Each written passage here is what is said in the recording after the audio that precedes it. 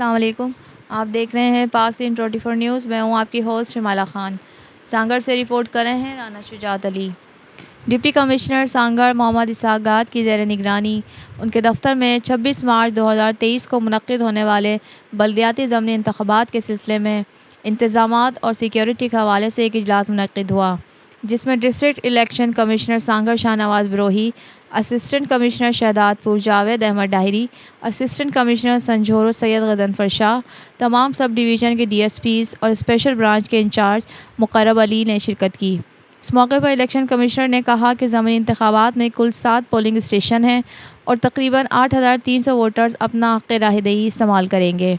27 polling booth कायम किए जाएँ। 5 पोलिंग स्टेशन शहदादपुर तालुका और 2 पोलिंग स्टेशन संझोर तालुका में हैं। स्पेशल ब्रांच के इंचार्ज मुक़र्रब अली ने कहा कि 7 पोलिंग स्टेशन इंतहाई हसास करार दिए गए हैं, इसलिए हर एक पोलिंग स्टेशन पर 1 DSP, 2 SHO और 20 एहलकार मुकर्रर किए गए हैं।